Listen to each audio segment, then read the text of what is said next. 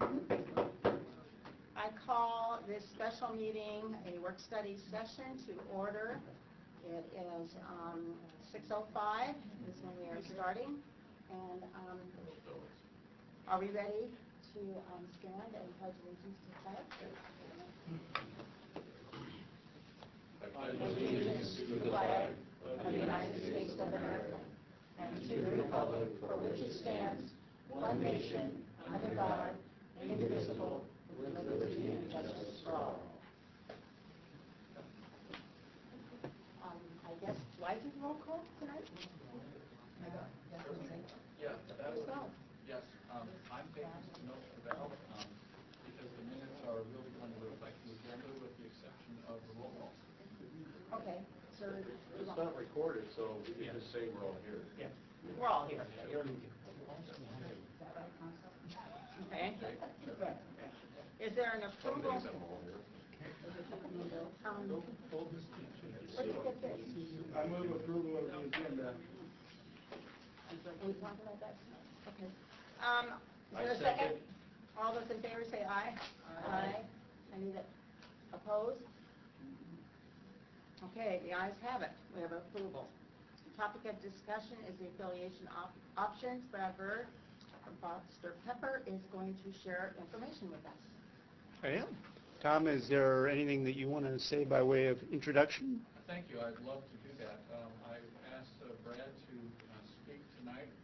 Brad provided a presentation to the Northwest Council group, which is a group of WSHA administrators, hospital administrators within WSHA. A great presentation and really helped me to understand all the different permutations of under that banner of affiliation. We have as one of our strategies to pursue an affiliate partner, and I wanted for us to all get some education about the differences that exist, whether it's affiliation or joint venture or merger or even, a program level where you may be coordinating care with another facility. And Brad will talk about what those all mean, what the work looks like around those, and how much time it takes to accomplish some of those affiliations, and really a lot of what are some of the constraints around those that we face specifically because we are a public hospital district. So thank you very much, Brad, for being here tonight. I appreciate it. Appreciate the opportunity.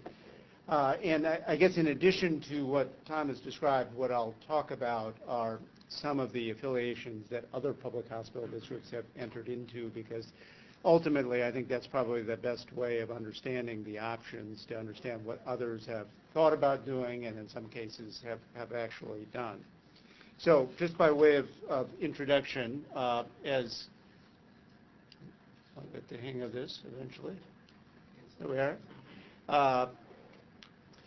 As Tom mentioned, there are really a variety of structural options from a legal standpoint when we start talking about affiliations, and they range anywhere from a very limited contract with some provider for some limited service that the district wants to add, to the other end of the continuum, which would be the district deciding to basically get out of the business and transfer all the assets. And obviously a variety of options in between that range. And I'll talk about some of the implications of those various options.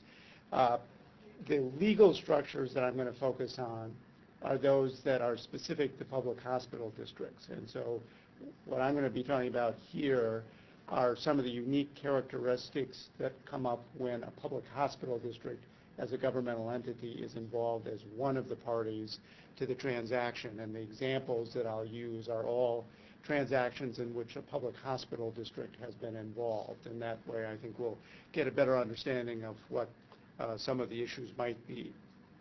Now, for purposes of thinking about affiliations, it always starts with understanding what the motivation is. And as you know better than anyone, there are a variety of factors that come into play as you evaluate your current performance and some of the pressures that you're under. There are things like reductions in payment, the potential reduction in payment, impact on demand, whatever's happening with your operating expenses, whether you're able to recruit sufficient number of physicians, what your capital situation is, and that's both a function of your ability to raise additional capital as well as what your needs are in terms of investments. Obviously, a great deal of activity over the last 5 years with respect to healthcare reform, a move from the traditional fee-for-service payment to alternative forms of payment that may require hospitals and other healthcare organizations to take on greater financial risk. And if you're taking on greater financial risk, that typically means you may need more financial resources to be able to absorb that risk. There may be increased competition that you're facing and that you need to address. And all of these factors and any others that you can think of are critical to evaluate before you begin thinking about affiliation options. Because what you need to do as a starting point is to establish, in effect, your baseline. And your baseline is a continuation of the status quo, where the district continues to operate independently, continues to provide the services that it's currently providing. And you need to understand both in terms of what's happening currently, but what you would expect to happen as a result of some of these factors on a going forward basis.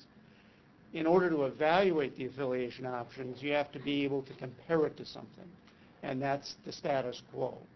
And so if you're concerned about having access to additional capital, you have to ask questions about what would that capital be invested in, and to what extent would affiliating with someone else present the possibility of providing additional capital.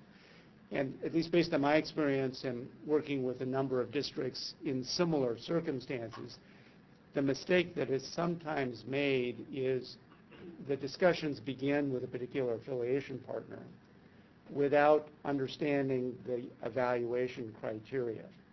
And as a result of that, you can spend a lot of time negotiating issues and not ultimately understanding what's motivating the transaction, what you're really trying to get out of the transaction. And as a result, you might end up picking the wrong affiliation partner to begin with. Because if, for example, the primary motivation was you wanted access to additional capital, one of the criteria should be, does the affiliation partner actually have access to additional capital? And an example of that, a recent transaction I'll talk about that has not gone forward, involves Grant County Public Hospital District, which is Samaritan Hospital in Moses Lake, that spent a fair amount of time having detailed discussions with Confluence, which is the system that operates in the Wenatchee and surrounding area.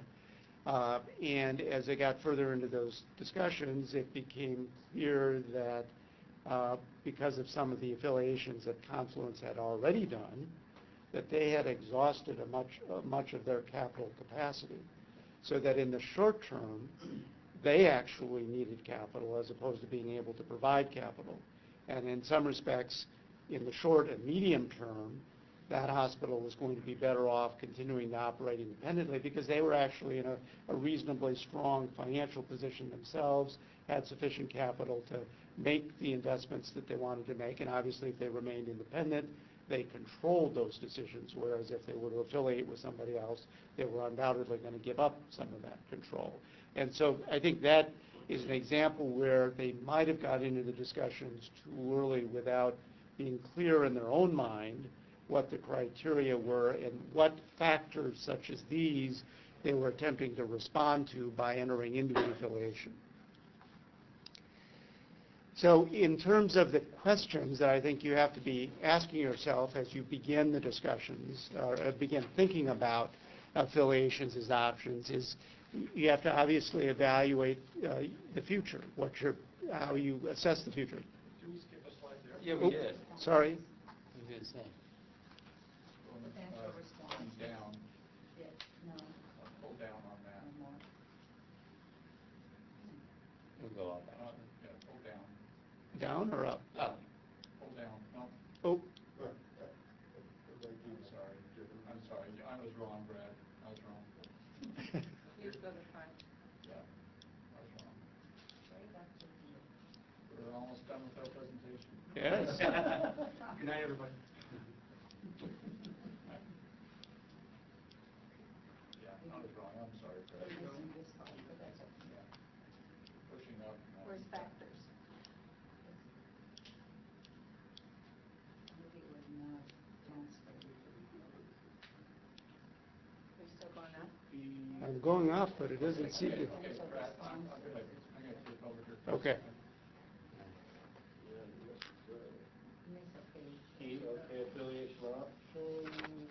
No, we Okay, key. key question. Key question. Right. There we go. Yes, there we go. Okay. Potential Sorry about responses. that. Yeah. No problem. Potential responses. Yeah. Do the one on the left there. Okay, I'll try all the buttons, see what happens. Okay, so in terms of as you think about the factors that we were just describing and that you're attempting to respond to, obviously you have to think about then how are you going to respond. Now, there are a wide variety of options, and the possibility of entering into affiliation is just one of the potential options. So you need to evaluate what some of the other possibilities would be, which would be obviously to just continue operating the way you are now. And that's what I mean by establishing the baseline. And so you need to make sure you understand what's likely to happen if you continue to operate in a manner consistent with your current approach. What does your financial performance look like? What things do you need to be able to do? Will you be able to do them with your current financial resources? You could obviously reduce the size of the current operation by getting out of the business entirely. Not a very likely option in this case, given the fact that you just built a new hospital, but it is an option. You could change the services, either expand services or reduce services, and that's something that potentially you're able to do on your own if you have sufficient resources to do that. And then finally, if in order to accomplish the goals that you're after, you need access to capital or for some other reason you need to consider the possibility of an affiliation, there are a variety of options available. With respect again to bullet number 2, that's not feasible for a district with $100 million in debt as revenue and Correct. I mean, the only way that you could do that is if you were able to sell or lease all of the assets to somebody else, and in doing that, received enough money that either they took over the debt or you received enough money to pay off the debt so that you could, at that point, the district would no longer need to provide services. So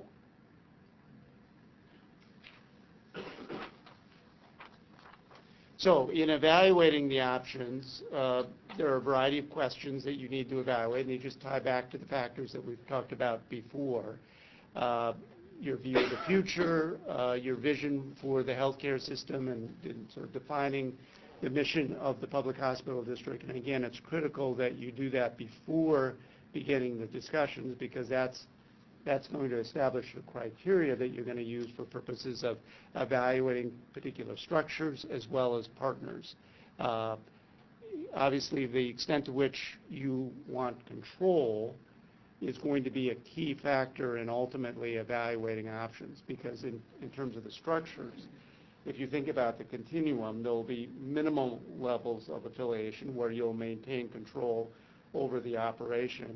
At the other end of the continuum, you'll have structures such as leasing all of the assets where you'll basically become a landlord, and where the district would not retain any control in the extreme case over the continued operation of the healthcare services. So deciding how much control the district needs to have on a going forward basis is critical at the beginning of the process, because as you begin thinking about particular partners and options, you need to communicate, I think, from the very beginning what level of control you want to maintain. And depending on what the decision is, that may rule out some options that might otherwise be available. If you want to continue to have complete control over the operation of the hospital and the services, then you're not obviously going to be able to lease the assets or sell the assets. You're going to be doing a more limited type of affiliation as opposed to a more substantial one. So again, it just goes back to the fact that you need to define your criteria in advance. In terms of when you say, what is your view of the future? What are you including there? Is that like the growth of the area? change in government funding, regulations, the political future. That's such a broad topic. You could spend a whole meeting just talking about your view of the future, couldn't you? Yes, but I think you have to do that. Unfortunately, those are the factors that you're going to have to deal with no matter what. If you remain independent, you're going to have to consider all those factors because they'll influence the performance of the district on a going forward basis. So in terms of the typical evaluation criteria, and these are actually criteria that typically get built into the transaction, the first one is preserving the hospital's mission. So once you've defined the hospital's mission, that would typically be one of the elements of the negotiations with your affiliation partner. You have to decide whether what you're really after is simply maintaining the existing services that the hospital provides, or whether not only do you want to maintain the existing services, but you want to expand those services. And if so, what services need to be added? And over what period of time do they need to be added? And how are you going to actually define what those services are, given the fact that if you enter into a long-term affiliation, it's going to be in effect for a long period of time. The delivery of healthcare services will evolve over a period of years, and the services that are important now may be less important in the future. And so in thinking about the services, you'll need to think about the short term, where you're probably better able to decide what services you think the community needs. And then in the medium and longer term, where you'll have to come up with some criteria that are probably less objective, but would measure what the community needs are at that point in time. Because if you're entering into an affiliation, at a minimum, the district needs to monitor whether your affiliation partner is living up to the terms of the affiliation, and one of them would be whether they're delivering the services. Similarly, if part of what is motivating the desire to do an affiliation is to address the quality of services, you'll need to define criteria for measuring that quality, both in the short term and the long term. And that will vary to some extent based on what type of service you're talking about. If you're talking about hospital services, more and more there are relatively accepted criteria used to define quality, because more and more one of the factors in payment for hospital services, as you know, is based on the quality of services. For some of the other types of services, physician services, some of the outpatient services, the quality measures are less developed, and so you may have to develop some of your own criteria for purposes of measuring quality. Another factor that you frequently think about is whether the affiliation partner is going to bring services that will increase revenue or reduce costs, because ultimately what you're looking for is having additional capital to invest in the community. And the best way of obtaining additional capital is either to increase your revenue or reduce your costs, or both. So one of the criterion that you need to apply in evaluating a particular partner is the extent to which they have the capability of doing that. To what extent are they going to be able to bring services to the community that will increase the amount of revenue that the hospital is generating? To what extent do they have expertise from a management perspective that might reduce costs? To what extent do they have the ability, because they might be larger, to purchase supplies at a lower cost than you're able to, or anything else that might have a significant influence on your cost structure over time? Some of it is probably just economies of scale. It may be that they're able to, because they're a larger organization, spread management costs over a larger organization. As we talked about before, obviously one of the most significant factors frequently is increased access to capital. Generally speaking, larger organizations are going to have access to more capital at a lower cost. But it's one that you have to be careful about, because with larger organizations comes increased risks. An example of that is, and this is outside the context of public hospital districts, but Harrison Medical Center in Bremerton entered into an affiliation with CHI, which is a large Catholic organization that operates hospitals in the Tacoma and surrounding area, but throughout the western United States. And they're probably, at this point, on a national basis, one of the 3 or 4 largest healthcare organizations. At the time that Harrison entered into that transaction, it was motivated by their need to build a new hospital in the Bremerton, Silverdale area, and they were concerned that on their own they weren't going to be able to do that. And so they hoped by becoming part of CHI they would be able to do that. And at the time it appeared that they would. But what's happened subsequently is because CHI has grown so quickly, they got into the insurance business, they began to suffer some pretty significant losses. Their credit rating has been reduced from, at one point, being a AA rating down to a BBB rating, a point at which they're now in a position where it's much more difficult for them to borrow money. Now, they'll presumably address that problem over time, but it's called into question whether they'll be able to build a new hospital in the Silverdale area as quickly as they had originally anticipated. So you do have to be thoughtful in evaluating potential partners that just because they're larger doesn't necessarily mean that they're going to be able to bring additional capital, because being larger also means additional risks.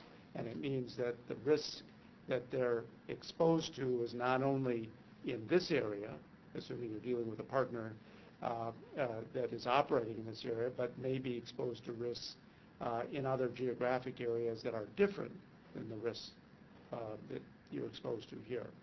Well, I mean, looking at that, if you're going to check somebody out, would you have some kind of disclosure, mandatory disclosure when you're dealing with that? You would, and in that case they did, but the information that was available at that point suggested that they were fairly strong financially. It was just subsequently, a couple of years later, when they began to expand in other geographic areas and took on the insurance business, that their financial performance began to decline. So some of it is just based on decisions that will get made after the affiliation is entered into. So one of the other things that you have to evaluate is your confidence in the management of the organization, because there are no guarantees in terms of performance. All you can do is assess the management and the likelihood that they're going to make the right decisions on a going forward basis. Now, you can, of course, try to protect your own interests by making sure that in negotiating the terms of an affiliation, you have guarantees with respect to what their commitments are with respect to your particular facility. But those commitments are only going to be as good as the financial strength of the affiliation partner. And they can promise lots of things, but if they don't have the money to do it, they're probably ultimately not going to be able to do it. Well, couldn't administration also change after they've made It could. certain decisions, Right. and then you don't know? That's right. That's right. And these are all, the risks associated with entering into an affiliation. So even though you think you've picked the perfect partner that is in the perfect position to do what you want them to do, Tomorrow. there is some risk that a year, 2 years, 3 years down the road that they're no longer going to be the perfect partner. So is there a way to easily dissolve the partnership, or are you stuck in the contract regardless? Good question. It depends a little bit on the nature of the affiliation. And let me just talk about the range of possibilities, and then I'll come back to that question. Okay. So in terms of the range of possibilities, as I mentioned before, there's a continuum. And there are very limited joint ventures that get done or contracts for services. There are management agreements where you enter into another party simply to provide management for the operation, but otherwise the district continues to own and operate the assets. You continue to take all of the financial risk. All you're really doing in a management agreement is buying services, management services. You're paying somebody to provide those services. There are joint venture agreements that can be limited joint ventures where you're entering into a venture for a particular service line to develop an imaging facility or some line of new business, but otherwise you continue to be responsible for your core business. In this case, you continue to be responsible for operating your hospital, and you're simply entering into a venture with somebody else to develop some part of the business, but not the entire business. Now, there are joint venture agreements that are sometimes entered into with respect to the operation of the entire hospital, where you would find a partner to join with you in operating the hospital facility. So the joint venture would potentially extend to everything you do. Then there are the options where you're actually transferring the assets.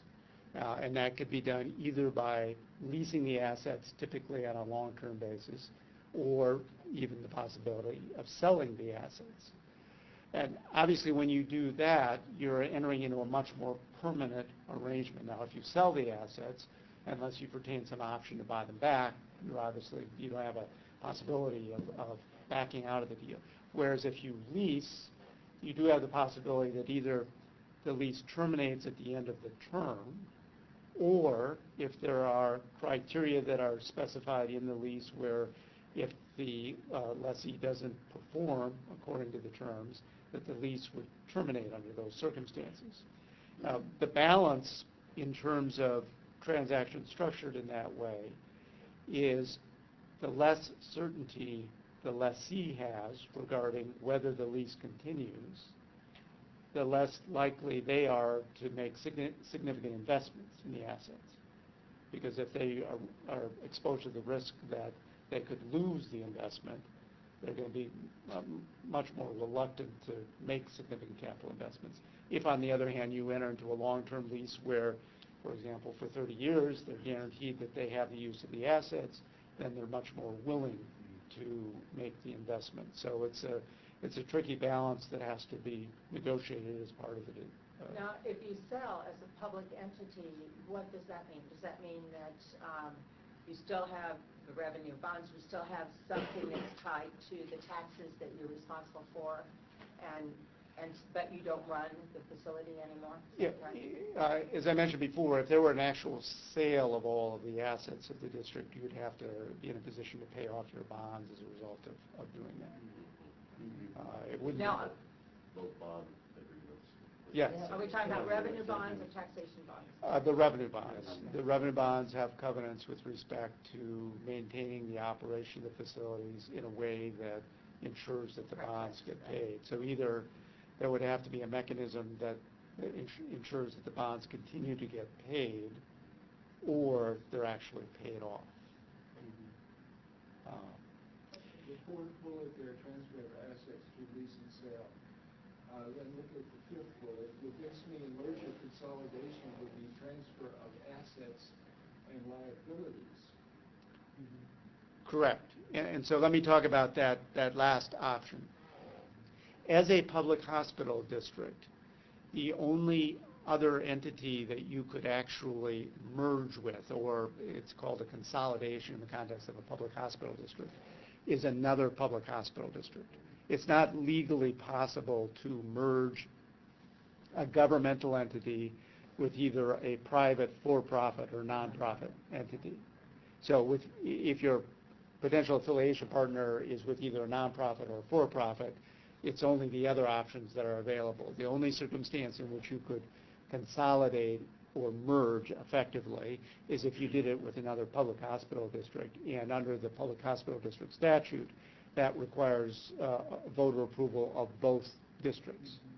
And what happens is that you, in effect, recreate or create a new district that is composed of the boundaries of the two districts that are being merged. I understood that under state law, one district cannot assume the liabilities of another district. Is that correct? Well, they can if, in the context of a consolidation, if the voters of both districts vote in favor of that. So if you consolidate districts, there are really two votes that occur.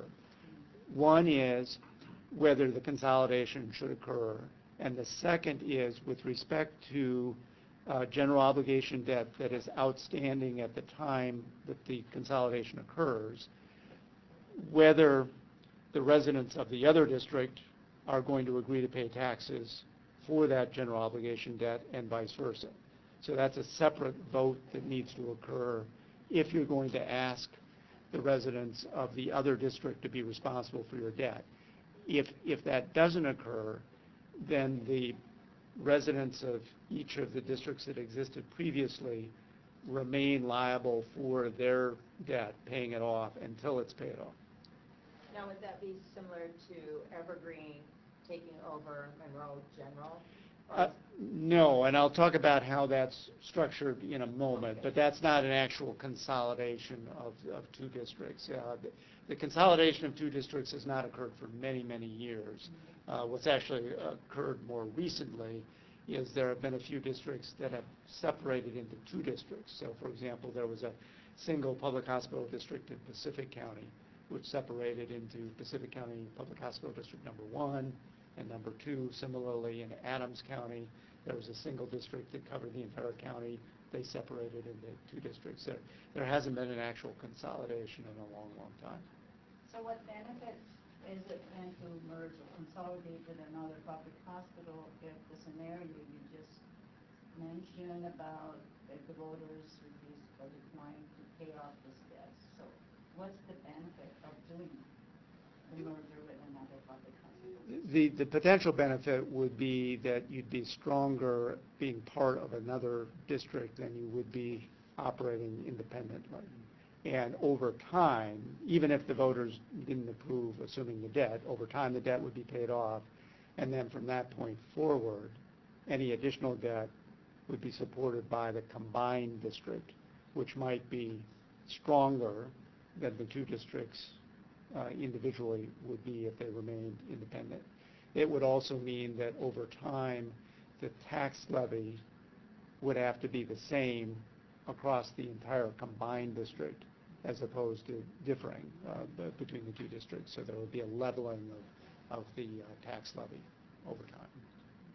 Brad, back on the transfer of assets, you said through lease or sale or other means, other means by which you would potentially be able to transfer assets. Under agreement, could you transfer assets and liabilities long-term, particularly the revenue bond,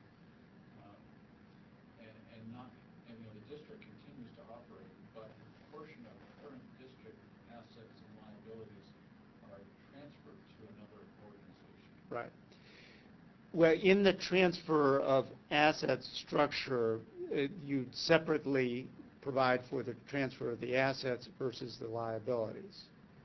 The benefit of a merger or consolidation is that that happens automatically. All the assets and liabilities transfer, but that's not possible for a district unless you're doing it with another district. So when you're transferring assets through a lease or a sale, you have to separately address which specific assets are going to be transferred and which specific liabilities are going to be assumed. And each of those liabilities would have to be separately analyzed in terms of, one, whether they can be assumed by the other party. So, for example, with respect to the bonds, it would not be possible for another legal entity to literally assume your bonds because the bonds have been issued by the public hospital district. You'll continue to be responsible. What would be possible is the payment on those bonds in terms of paying the debt service. That obligation could be assumed by another party, but the way in which that would occur is that, for example, pursuant to the lease, they would agree to pay you under the lease an amount sufficient to pay the debt service on the bonds, and then you would, in turn, take that money and pay the debt service on the bonds. And now, follow-up question.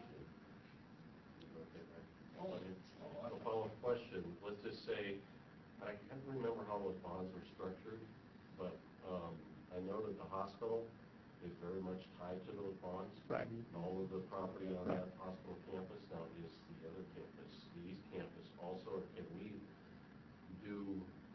would it be possible to lease the hospital without raising the big flag so we could make our debt payment and allow transfer of the East Campus? Obviously, there would have to be good reason for that, but I can see perhaps a bigger entity maybe wanting to put a nursing home across the street where they can immediately send people that are taking up bed space. Right. And make things more efficient. Right. So is that something, will that trigger bonds? Because that's a separate property. Right. Or is that property, again? No, there's a distinction between the hospital and the East Campus. The East Campus could be sold or leased, and you're not limited under the bonds because that isn't producing revenue at this point. What's supporting the payment of the bonds is the operation of the hospital. So with respect to the transfer of the hospital, there are provisions, bond covenants, that address the circumstances under which you can transfer it. It does permit the transfer. And as you may recall, we spent a fair amount of time negotiating those covenants. And depending on the credit rating of who you're transferring it to, there's a different financial test that has to be met in order to be able to do it. The higher the credit rating, the lower the financial test. The lower the credit rating, the higher the test. But as long as that test can be met, you are free to transfer, for example, through a lease of the hospital and your other healthcare facilities. And in general, what the bondholders need to be assured of is that you're going to be generating enough revenue to pay the debt service on the bonds and to provide a little bit of cushion over and above what's necessary to pay the debt service. And the 4.1 million per year? That's the coverage ratio. It's your basic coverage Right. ratio. in terms of the annual debt service, Coverage That's ratio. the annual debt payment. But then, It's 4.1. that's That's the annual. It's about debt 4.4 will meet the coverage but ratio. you have, so- yeah, you have I to got be it. above that by a Yeah. certain amount. Yeah. Right. What is that amount again? 4.4. About 4.4 million that's income available for debt service. it is that at the 120% level? Yeah, Okay. we can find that out. We were able to figure that out, so. Right. And so just to be clear on that number, that's at the 120% level? Yeah. If the party has A rating or above, you can actually go down to 105% as opposed to 120%. So the number would be lower if the, So it costs whoever's, if they're in good standing with credit-wise, it costs them less to be able to pay our debt payment. Our income requirement I've would be already less. figured this out, but I don't know. How are revenue bonds differentiated in this process from GO bonds? the main difference is there are covenants that protect the bondholders for revenue bonds relating to the continued operation of the hospital because the source of repayment is solely the revenue from operating your healthcare facilities. Whereas with the general obligation bonds, they're payable from the taxes, which are unrelated to the continued operation of the hospital. So under the general obligation bonds, aren't any covenants that restrict your ability to transfer the assets, but under the revenue bonds there are. Yeah, just a quick question for Steve. Of the total debt that we have, how much of that debt is directly connected to those revenue and tax bonds that are going to be at issue when we make any kind of decision? So we're going to separate them out. I know there's some older one. There's an older one we did not, Right, we've got, and so I'm trying to figure out how much is the yearly payment on that? our yearly debt payment on the revenue bonds is about 3.6. 3.6 million? Yeah, 3.6 million. Yeah. And That's not connected to the, Taxes, no. to the LTGO, for the tax. To The the revenue tax. bond payment is 3.675 million. How much, 4.67? 3.675. Is for 3.6. which one? The revenue Yeah, bonds. okay. I'm not talking about operations. Okay, we're talking about the bonds that were back from 1980. Oh, the LTGO. Those are The LTGO, Yeah. off the top of my head, I don't know. Okay, that's something we probably. Right. It's pretty close. It's pretty close. Yeah, Yeah. it's just about 3 million. Yeah. It's just I'm about trying to figure out, we get so much money in taxes every year, and Yeah, we currently. get about We currently have taxes. 3.2 million. 3.6, about 3.6. Of debt service for the LTGO. Mhm. Okay. Probably about what, there's about $300,000 Oh, yeah, 300,000. So our debt service for the LTGO is about 3.3 million. Okay, Yeah. okay, so. So they're really close together. Okay. Yeah. Brent, what about the treatment of the LTGO bonds and any of these scenarios? That has to stay with the district. Correct. And it Yeah. stays with property owners. Correct. Well, it stays with the hospital district. I mean, Sell the property. it doesn't have to in the sense that obviously you could try to negotiate a deal where whoever your affiliation partner agrees to not only pay for the revenue bonds, but also pays for the general obligation debt, in which case you then wouldn't have to continue to levy. Now, whether that's Yeah, that's economically something feasible, but. I'm just trying to see what Right. the parameters might be. Right. You know, and How likely is that to happen? Could that happen? That an affiliation partner would agree to pay both.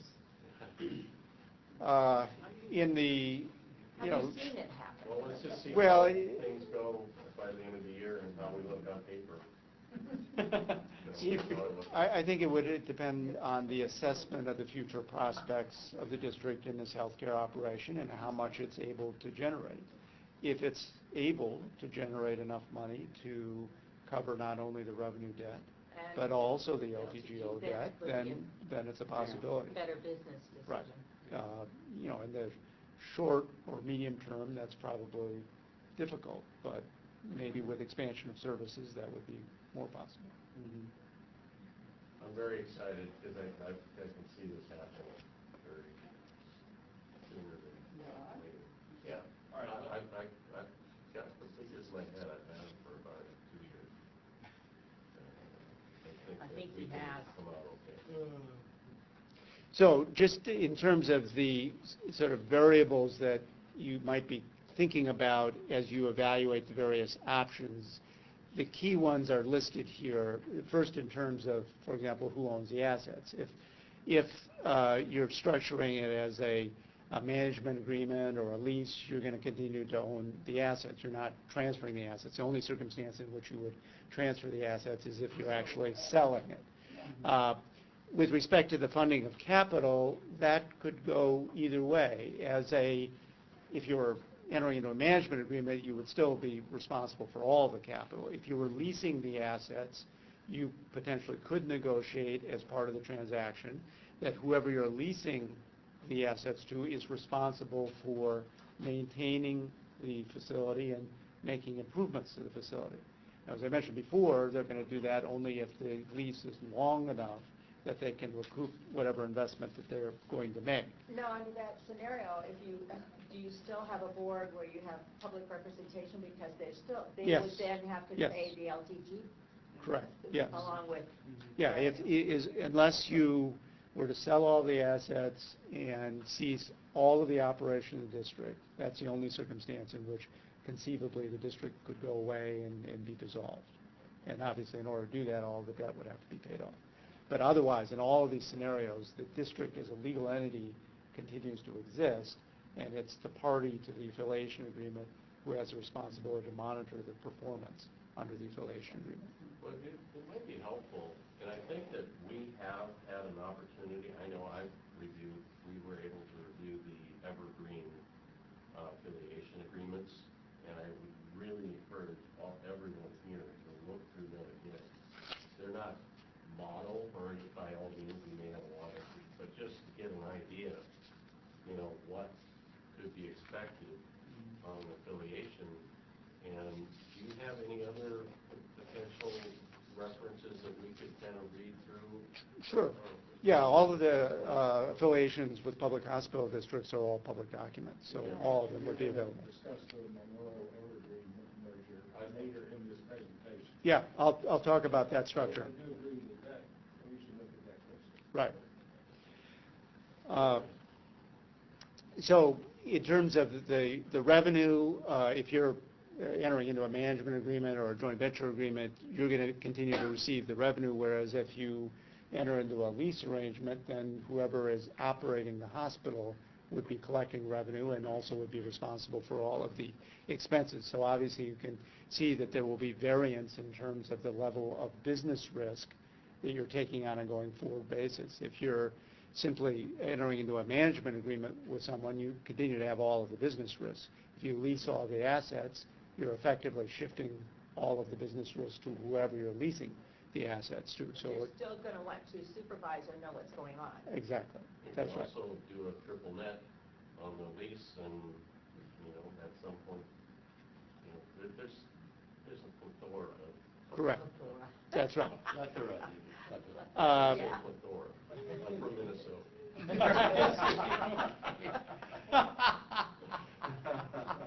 What also follows from who is actually operating the assets is who maintains the licenses. If you lease the hospital, somebody else is going to have the license. You'll no longer have the license. Similarly, they would employ all of the staff. And then in terms of governance and management, the role will vary depending on the extent to which you continue to be involved in the operations. So even if you do lease the assets and all that, and they're ultimately whoever owns the lease, the ultimate responsibility still falls under the hospital, regardless of whether, the responsibility of whoever leased the assets and the operation and all that stuff still falls under the district, correct? Yeah, to a greater or lesser degree, depending on the structure of the transaction. I mean, theoretically, you could enter into a lease with someone where you gave them complete control over the operation of the hospital, and all you did is collect the rent.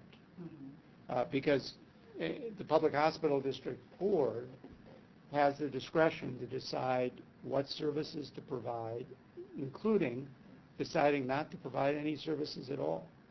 So you could decide that you want to get out of the healthcare business entirely, and that the only thing you want to do is maintain the asset as a landlord, collect the rent, use that to pay the bonds off, and that would be the limit of your role. That's a theoretical possibility. Now, obviously, if you want to continue to maintain some control over the operation and you've structured it as a lease, another option would be to build into the lease specific performance requirements with respect to the services that are provided, how those services are provided, where those services are provided, and then your role would be to monitor whether your affiliation partner is actually performing. And then there are lots of shades in between. Correct. A la Verdant, who has not exited the role of being a provider of health services, but exited the role of being a runner of a hospital. Right. So they continue to use the tax revenue to provide healthcare services within their district, just not run a hospital. That's correct. That's right, and I'll talk about that in a moment. Greg, in any of these examples, is there a risk to a critical access hospital status? Will we be able, in any of these, to maintain our critical access hospital and therefore our enhanced reimbursement status? So long as there's no change in the federal law, the law as it exists now doesn't prohibit, for purposes of critical access status, the transfer of a critical access hospital. So you could transfer the license of your hospital to some other party, and they could continue to operate it as a critical access hospital. So that could be maintained. That's why I think it's really, really important that we're able to go forward with this quickly, meaning not like next month or a few months, but quick as possible to have that asset to offer. Yes, because that may go away. It may, and the longer we wait, the more inclined an entity might say, well, I just want to lease it for 3 years. And you're stuck with it after that. Yeah. By then, we may lose our CA status. Right, and for that reason. So, anyway, that's my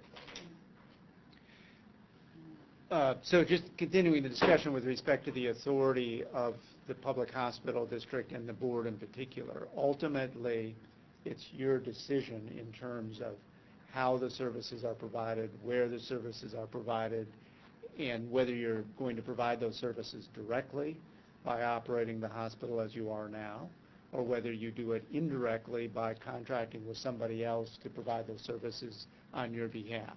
But you're still going to have somebody supervise that to make sure that that is happening. Correct, unless you decide to You just can't- get out you of the can't business just walk entirely. away. That's right.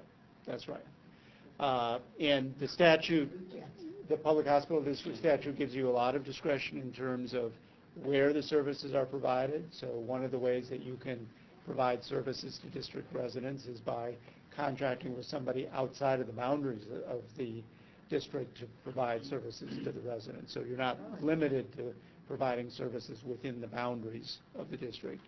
And the statute is also grants broad authority in terms of whether you're able to enter into joint ventures. There are some limitations because of constitutional limitations, but in terms of your basic authority, the statute explicitly authorizes you to join together with other parties to deliver the services, whether those other parties are other governmental entities or private parties, either for-profit or non-profit. So a lot of flexibility in terms of the authority. So I think this will make more sense in the context of talking about deals that have actually been done, because I think these represent a fairly broad range of structures. And these are roughly arrayed in the chronological sequence in which they occurred. So some of you may not be familiar with the fact that you were all in the lead in terms of leasing out the assets of a public hospital district going back to the late 80s, where this district Was that the nuns? That was the nuns. leased shortly after, it occurred shortly after the original hospital was built. The district decided to lease it to what is now called Peace Health. They operated under a different name at that point in time. And it was called Hospital and Health Services at the time. This is after Downs, right? Is this when? Yes, Yeah. this was after the prior hospital was built, shortly after. About what year? How come that's no longer, I mean, what was it, a short lease or what? Yeah, it didn't go well. Well, it ended probably in the mid-'80s. In the mid-'80s is when it was terminated, and they turned the operation back to the district at that point, and that's when the district began operating the hospital again directly. And the original lease was structured as a fairly conventional lease where the role of the district was very limited, where the district was simply the landlord and otherwise was not involved in the operation. Did the district go broke, or did the Peace Health entity? Peace Health decided that they could no longer operate the hospital on terms that they thought made sense. So they, under the terms of the lease, they had the right to turn the operation back to the district. That's when we experienced closures. Correct. It was closed for a period of time. We shut down for a period of time after we went out. Right. That was the first shutdown of the hospital. We had some little short shutdowns. But then there was the second one. Yeah, this one probably continued for a year or more before they were able to reopen. Is Peace Health that big, or what? Are they huge, Peace Health? They operate in Washington, Oregon, Alaska, probably have 15, 20 hospitals, varying in size. I'm a little leery, they're on the board 3 times there. Yes. Yeah. So the second transaction represents an affiliation between two public hospital districts, and this is a structure in which they created a joint operating board that was composed of the Board of Commissioners from Schedule 1, they had 5 commissioners, and Schedule 304 had 5 commissioners, so they created a 10-person board, and that board was responsible for operating both hospitals. Schedule 1 operates a hospital in Mount Vernon, Skagit Valley Hospital, and Skagit 304 operates a hospital in Cedar-Woolley. And they basically operated the two hospitals as a joint partnership. And they had a income sharing arrangement based on the relative size of the two operations, but all decisions were made on a joint basis. And that agreement went into effect in 1990. And part of the motivation was to eventually build a new hospital that would be a single hospital for both communities. And during that 10-year period, they could never reach agreement on where that new hospital was to be built. And that was a problem not only because of, some competition between the two communities, but also affected by the fact that a significant portion of the area up there is in the floodplain. Yeah. And so there's actually relatively limited areas in which you could reasonably build a new hospital. And so once it became clear they were not going to be able to reach agreement on building a new hospital, they terminated the affiliation in 2000, and they turned back the operations to the individual districts. That's And- politics for you. Yes. Snohomish 2 and Swedish, this is Verdant, transaction in which Snohomish 2, which used to operate under the name Stevens Hospital, a hospital in Edmonds, originally entered into a lease arrangement with Swedish when Swedish was still independent, wasn't part of Providence. And under the terms of the lease was basically structured as a fair market value transaction where they determined what the lease value of the hospital was, and Swedish was required to pay rent and continues to pay rent based on that fair market value determination. And then as part of the negotiations, the district negotiated an obligation on the part of Swedish to make investments in the hospital up to, I think, approximately $100 million, which consisted of a new information technology system, installing the EPIC system, building a new emergency room, and building certain other improvements, expanding their cancer facility. And some of those projects have now been completed. After that lease was entered into, Swedish became part of Providence. So effectively now the lease is to Providence. And That's still alive. yes, it is. The other two are gone, this one's still alive. Correct. And what the district agreed is that they would no longer be involved in the hospital business other than to monitor the terms of the lease, and the lease require Swedish/Providence to continue to operate the hospital, provide the services. But the district would then change its role to something that's sort of in the nature of a public health service, where they're using the rent that they're being paid under the lease, the taxes that they continue to collect, as well as all of the cash that they retained when Swedish took over the operation, because they didn't transfer any of that to Swedish. They collected the accounts receivable that existed at the time that they transferred, took all of that money, and they're investing that in various community health functions that they support in the Snohomish County area.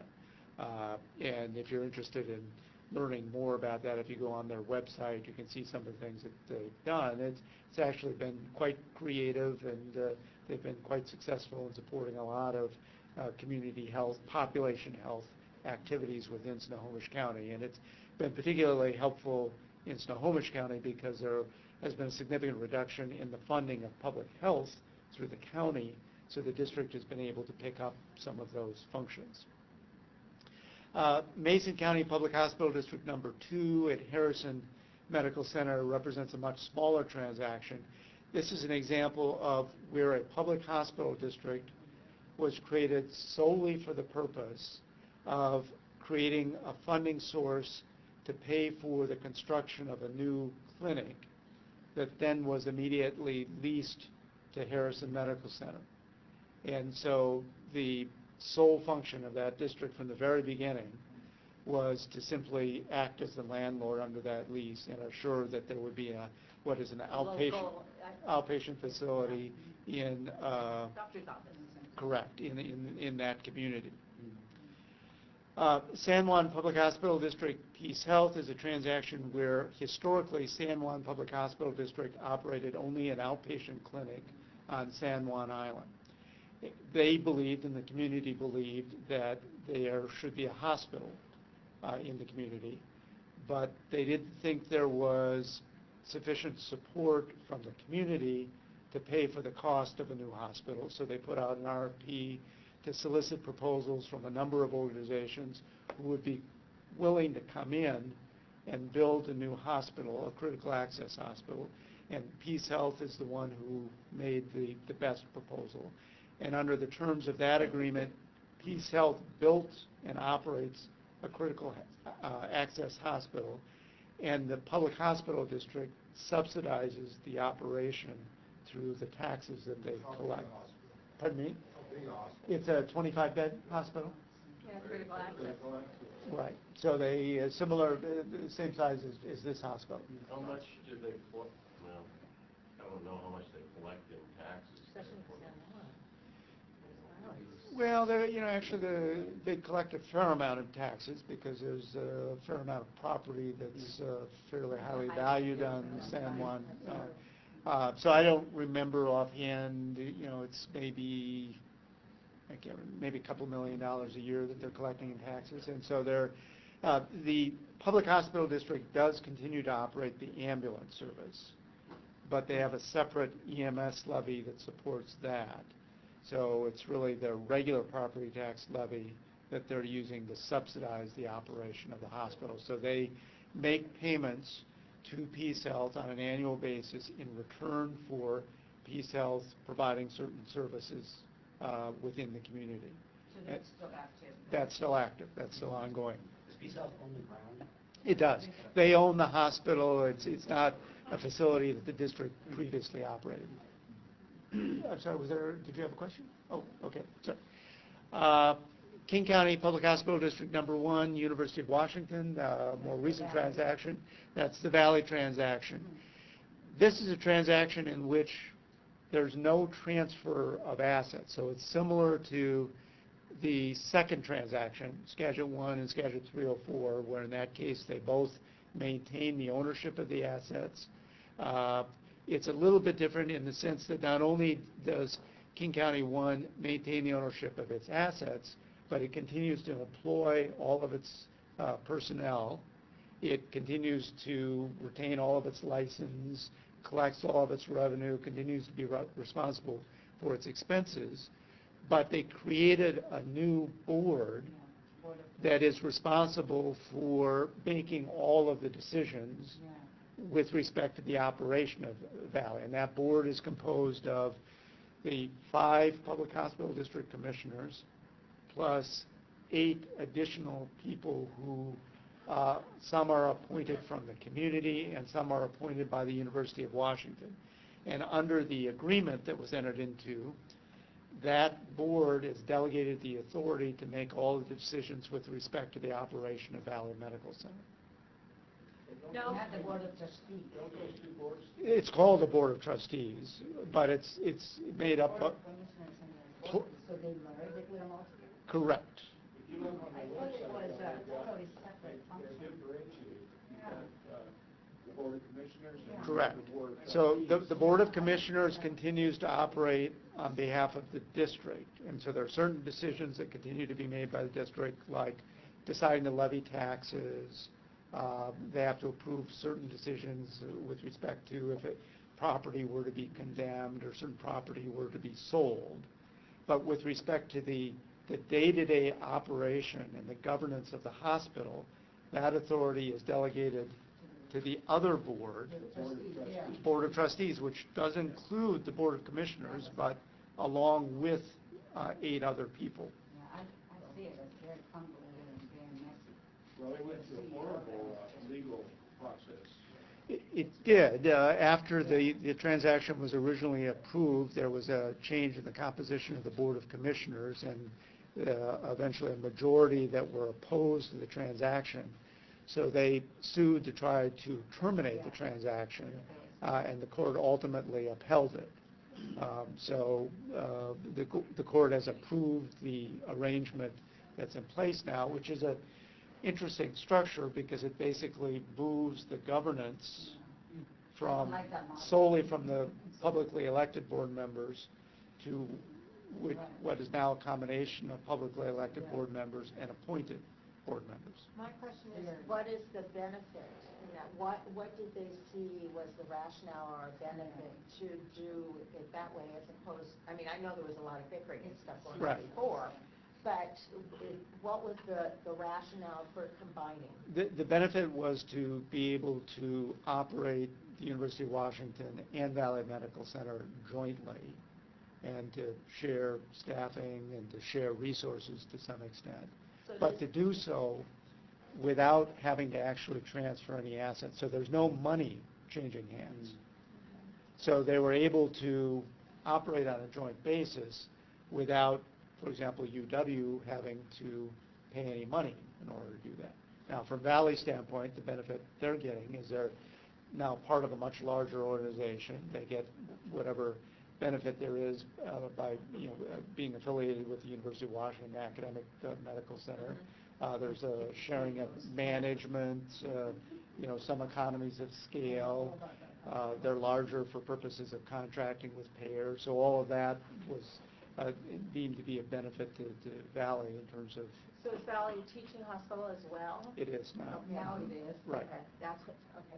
Brad, eight members of the, what's that board called? They're called the Board of Trustees. Board of Trustees. Right.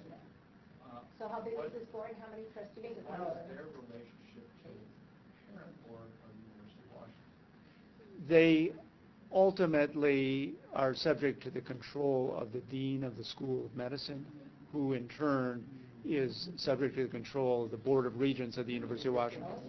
Boy, this is Those a big 8 deal. members, or actually the 13, are subject to one person. Correct. And that's the structure at the University of Washington. So the entire School of Medicine, which includes not only the academic side, but University of Washington Medical Center, Harborview, Northwest Hospital, all of that is under the dean of the School of Medicine. Now, they do have a board, which is in effect an advisory board for the School of Medicine.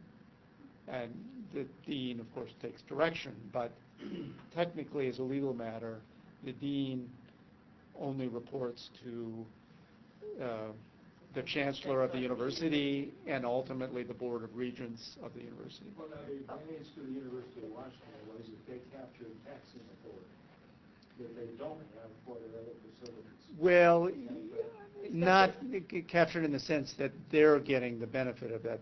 The taxes are used only for Valley Medical Center, so it's not as if there's money that's being transferred from Valley Medical Center to the University of But Washington. like Northwest Hospital, which is part of theirs, they don't have taxing authority. Correct. So this is a problem for the University of Washington. Some would say that the real purpose for this was for Rich Rubin to get out from under the board. You can do it. Yeah, he wanted, the CEO wanted to get out from underneath his board. Yeah, so he's now part of the Board of Trustees. Well, he reports to the board of trustees. Yeah, and this is the guy, well, Oh, yeah, he is a little just time talking about. Sure, of course. Is that accurate? So it's, That is when, completely accurate, Jay. yeah, when you have a board of trustees, those are usually appointed, they don't get paid, they're Right. This is usually the guy that had wealthy a people that $7 invest million in, correct? golden parachute. was Now, how does making that, salary, how does that match up with a board of commissioners? Right. That have different responsibilities. Right. Okay, I'll You got repeat. us riled up on I'll Yeah, we repeat. got it going. I'll repeat what I was asking. The difference between those boards are different responsibilities. And usually a board that's appointed, and it's appointed, it's not elected, versus the elected board, usually has clout, has connections, usually, and money, opposed to elected officials coming and getting paid for doing it. So how does that match up together? And who ultimately is in charge, other than the dean? Well, I mean, why have the board? the board is, in terms of the appointed ones, some of them are selected by the board itself, Okay. and some of them are appointed by the University of Washington. And generally speaking, This is just the U of W's part. well, on that 13-person board, maybe 3 members are appointed directly by the University of Washington, Okay. and the others are selected by the board itself. All right. And there are some criteria that are specified in the agreement relating to who those people are, particularly in terms of where they live. So a certain number of them have to live within the community. U of W community or?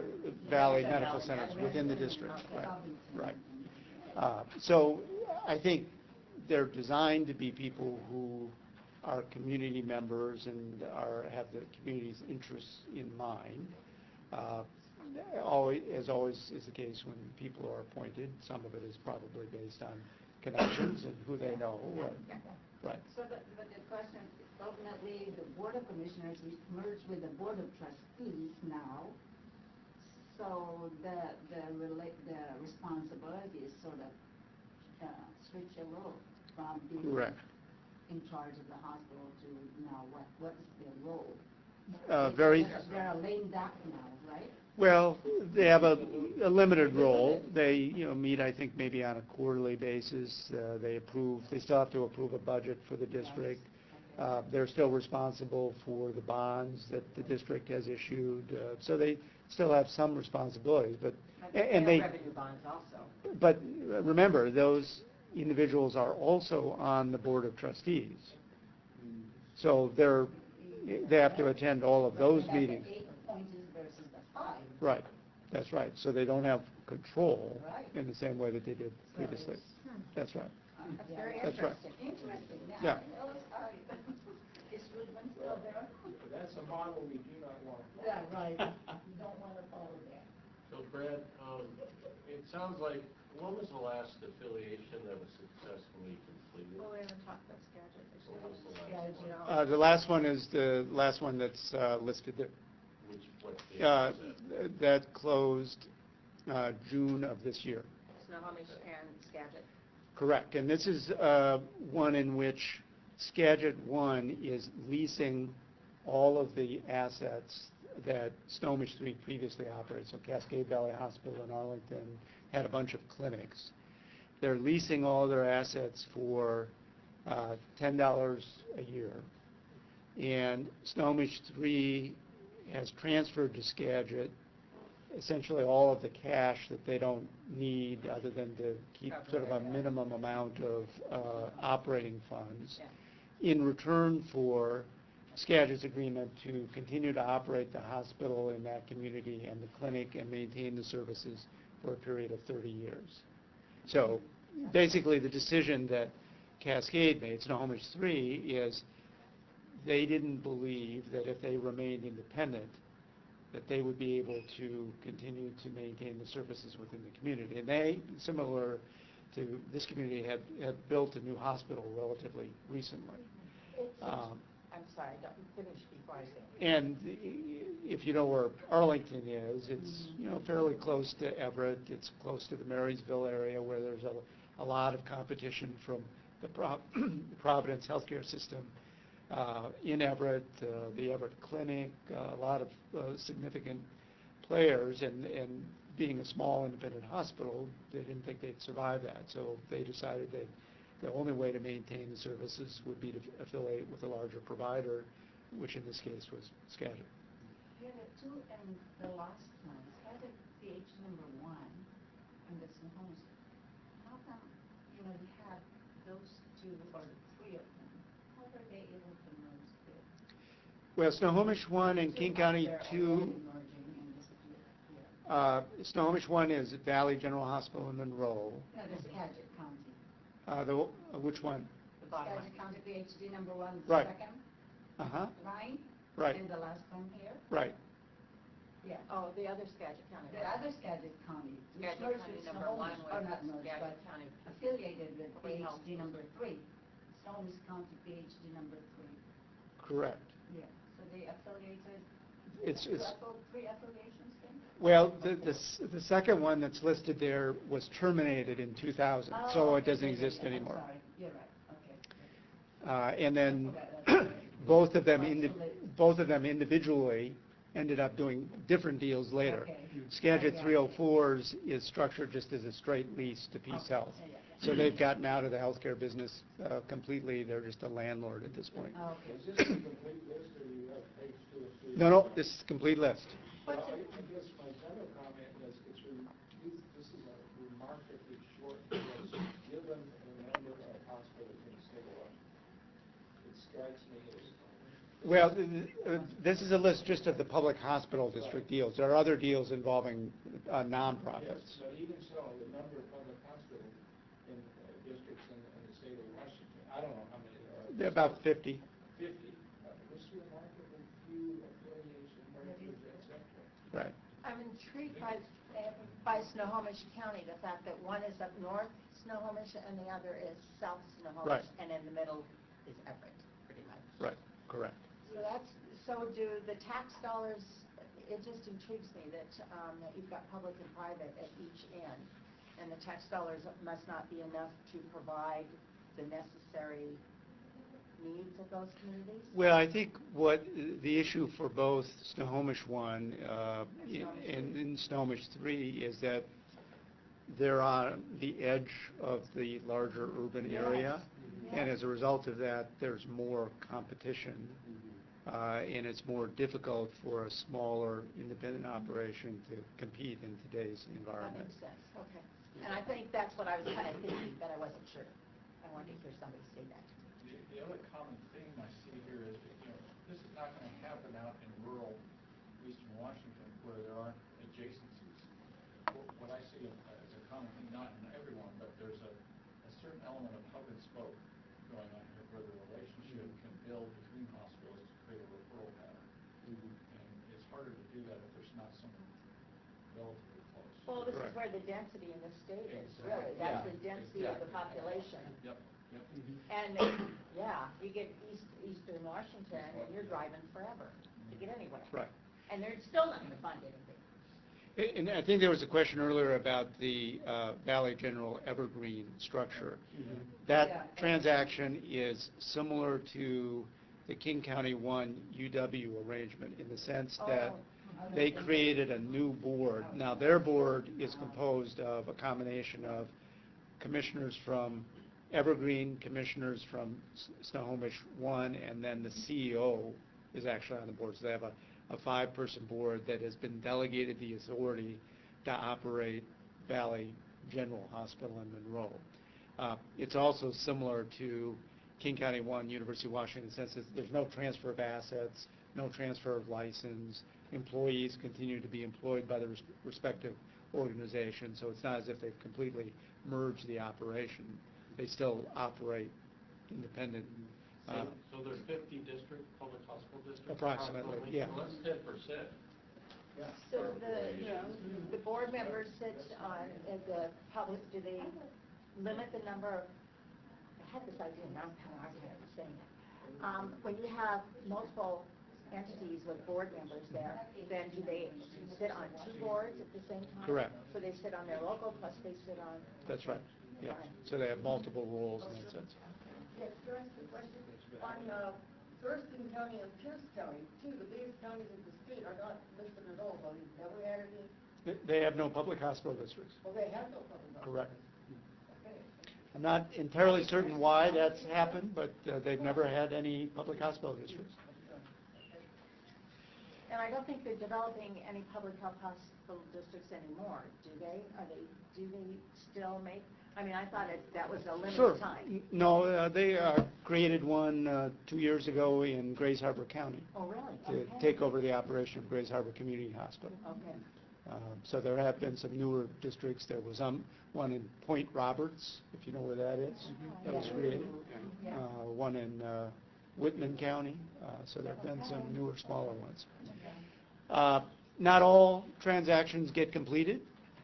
So these are some examples of transactions that the parties spent a fair amount of time developing, but ultimately never closed. So before Valley General did its deal with Evergreen, they were proposing to lease all of their assets to a for-profit company called Capella, and they weren't able to close that deal.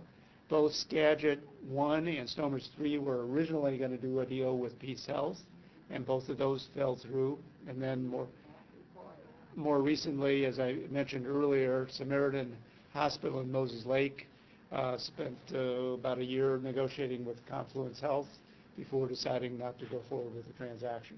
So it's not uncommon to get involved in these discussions and then decide that for a variety of reasons you don't want to go forward.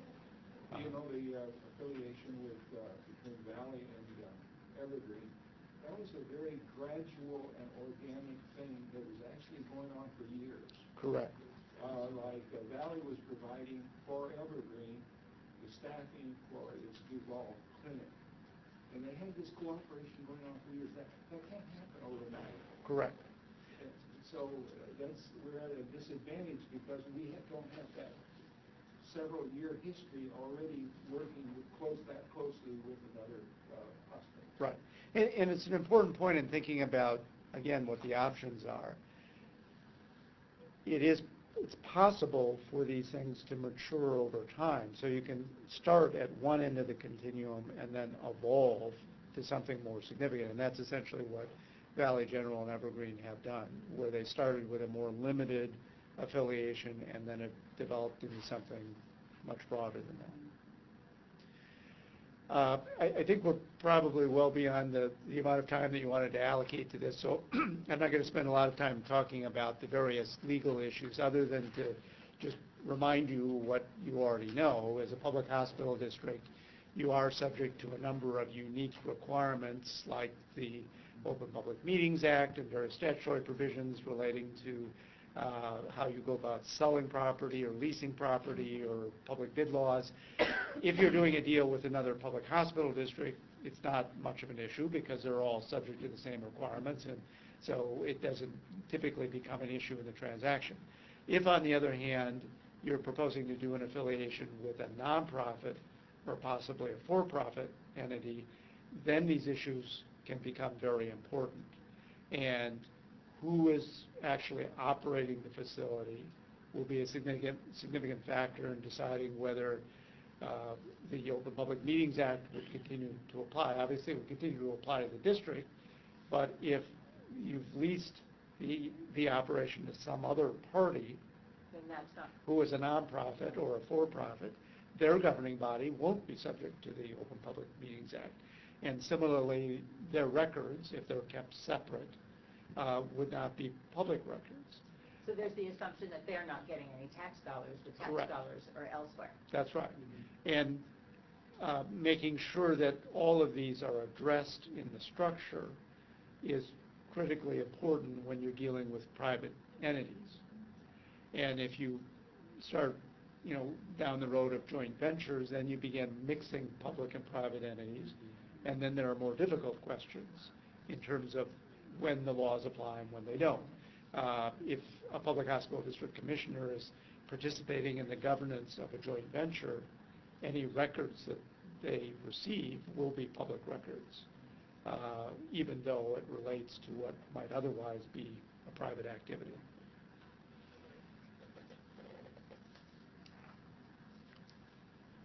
We've talked a little bit before about the bond covenants. In addition to the bond covenants, because your bonds are tax exempt, there are a separate set of issues that relate to how the proceeds of tax exempt bonds are used and who benefits.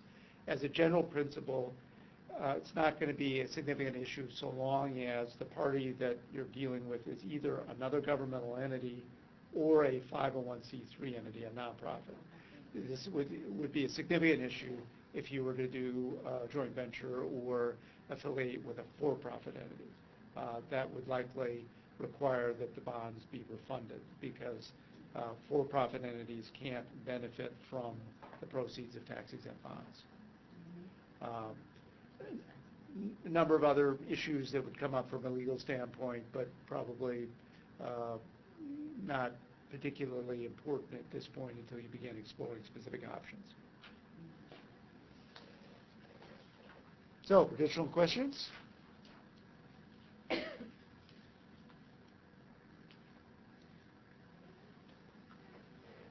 certificate of need, would that apply to the justification for a merger?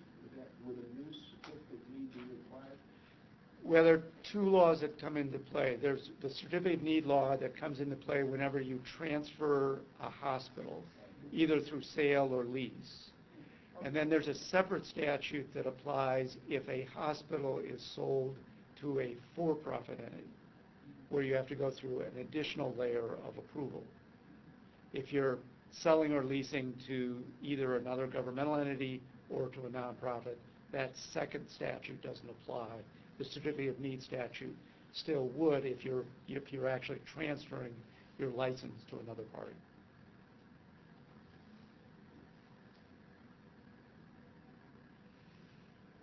Other questions? There'll be others once we go along with this. More to follow.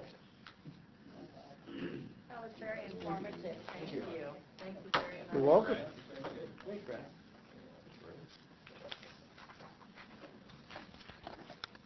You know, the more information you get, because you need the information, the more questions you have.